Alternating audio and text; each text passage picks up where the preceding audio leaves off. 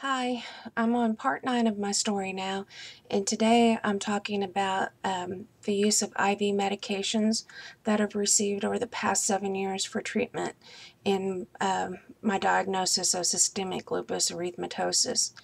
I've used two IV medications, and they're pretty serious medications. And the first one is Cytoxan or cyclophosphamide, and I've been doing that for the last 3.5 years. Um, and my dosing is every other week. I go in every other Wednesday.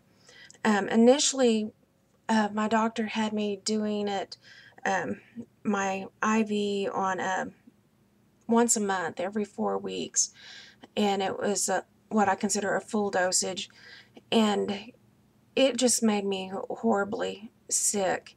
And it reminded me of when I had went septic, and I think that is more of a, you know, that issue was more to me than the nausea and the vomiting.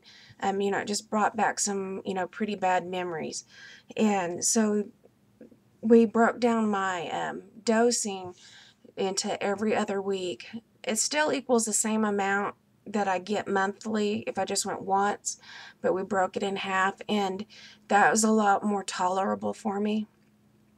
Um, and so I'm glad my doctor, she works with me and, helps me, do what's best for me. And Cytoxan, the main use of Cytoxan is a chemotherapy agent.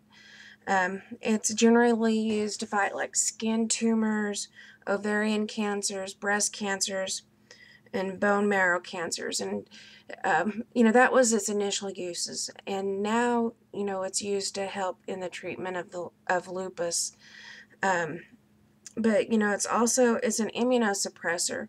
So, I have to, even more so, I have to be careful of, infections and my risk of infection.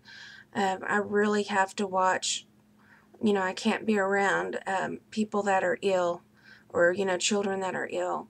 I really have to watch that because I'm so immunocompromised, so much more so than what I was before, doing the Imuran or methotrexate or, the oral medications. I've done the Cytoxan, for 3.5 years, and I do it every other week, so that adds up to a lot of infusions. And based upon that, it started getting hard for me to get an IV stick, to get into my veins. So my doctor, we had a port put in, so I have a port, in which it makes things so much easier for me because it's just one stick. They get that in there and they can draw blood and they can give me my IV medication through there. Now, when I was in the hospital, when I had the pulmonary failure and pneumonia, I was surprised because the hospital, they didn't want to use the port. They started a PICC line. I believe it's a PICC line in my arm, in that artery, because it has less chance of infection. And also the port, if it has too much use, it can break down. So they were trying to save my port, and to keep me from the risk of infection, they did the PICC line. And so, I thought it was a good for everything kind of thing, but it's not. It has its use. And then, and I was glad that the hospital, did what they needed to do, and, the PICC line, but that wasn't very much fun. And the other thing is that I've used the other chemotherapy agent is Rituxan or rituximab, and it's used to treat non-Hodgkin's lymphoma, and it destroys both normal and malignant B cells. Now, when I'm talking about both Cytoxan and Rituxan and that it's a chemotherapy agent, now when people that go in for these for use against their cancers, I'm sure that their doses are a lot more high than what I receive, as a lupus patient.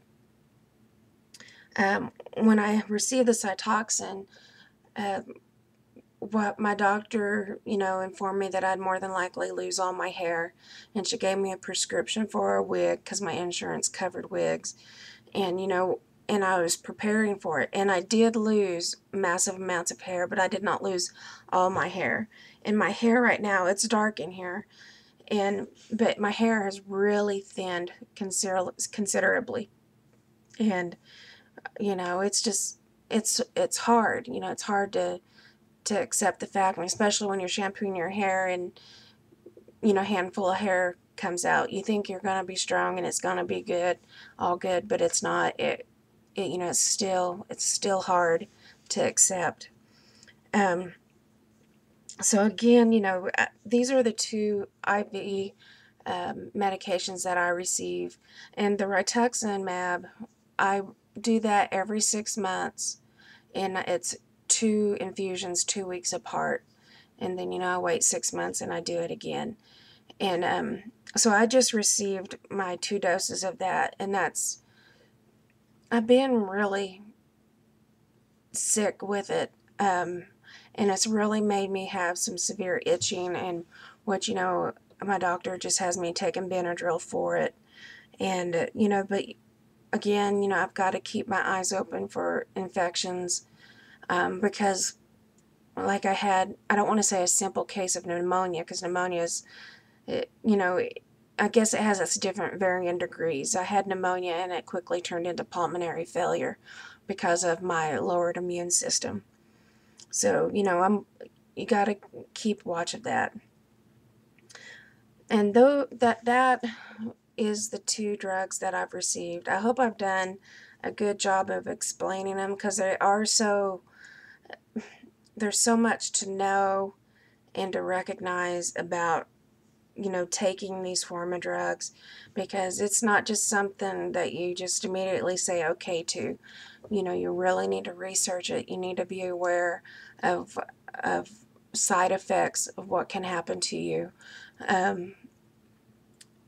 because it's just not as simple, like I'm going to take a course of antibiotics and be done and over with it. I mean, it is, the drug can be life-threatening, and they're very serious drugs, very serious. Right now, I am taking them, and from what I can tell, it looks like I'll be taking it at least for the next year. I had to go to the Mayo Clinic. My doctor had sent me there to, to confirm, to make sure that we're doing the right things, make sure we're not missing out on anything. And they agreed with the protocol of the Cytoxan and the Rituxan, and that I do these while we're trying to titrate down off the prednisone. And I'm titrating down off the prednisone 1 milligram a month, and I was in the 20 milligrams when they said that. I forget exactly, maybe 23 milligrams, and I'm down to 10 milligrams now, so I have at least 10 more months of trying to titrate completely off the prednisone. And so that is something that I'm looking forward to, no more prednisone. I had been informed that, I was going to be on that the rest of my life, and I had come to accept that. But the Mayo Clinic, they gave us a protocol of titrating down to where we can jumpstart my adrenal glands. And they said they see patients in there every week that they have done this for. So there's hope that, I can be off prednisone and my adrenal glands will start working. And so I won't have to suffer with adrenal insufficiency anymore. So, but that's another video. And I'm going to stop here. I've used up about my 10 minutes. If you have any questions about, the IV drugs, the Cytoxan or Rituxan, leave me a comment, send me a message, and I'll be more than happy to answer. Or if you know something that I missed out and didn't tell others about that I need to, let me know. Thanks. Bye-bye.